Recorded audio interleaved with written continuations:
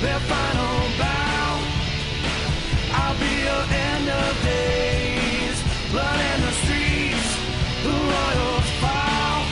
I will do what I must till I see them crawl up to me, where they will see I'll be your end of days. Alright guys, welcome to another black and white Wi-Fi battle. This is another random battle with another Japanese trainer.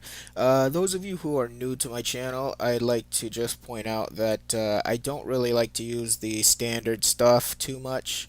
I mean, once in a while I will use a standard Pokemon, but I really like to create my own and show that Pokemon are useful for more than just the usual basics that Smogon likes to set up. Now, this Flygon is not really one of those pictures. This is a choice band Flygon, of course.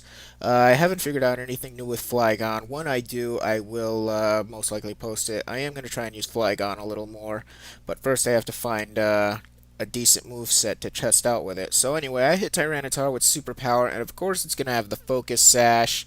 Did not expect the ice beam coming from this Tyranitar, which it goes for after all that crap goes by. But ice beam I'm definitely not going to take thanks to its times 4 weakness. It's going to definitely take Flygon out. So I am already down one Pokemon, but he is weak, so the chances of me knocking him out next turn are very high, unless of course he wants to switch. So I go into Galvantula. This is a Choice Specs Galvantula, another standard Pokemon. I just needed something to test out my newest creation. I don't like to use all 3 creation Pokemon at one time because sometimes it does get a little rough to use. So I'm gonna go for the Volt Switch, just to get rid of that Tyranitar and send out my Pokemon, which is Ferrothorn. Now, this Ferrothorn was raised in some hit points, mostly defenses, and its attacks are Curse, Thunder Wave, Substitute, and Iron Head. Iron Head is the only attack I could actually see using for a little while. But I'm going to work on this Ferrothorn a little more. It does have its strong points and it does have its weak points. One being its times 4 effectiveness to fire, which is a very high thing. So I have to work the team outright to work this Ferrothorn out decently. But he goes into this Lopunny, and at first I was fearing the Fire Punch, but I still took the chance and went for the Thunder Wave, but he ends up going for Thunder Wave on its own.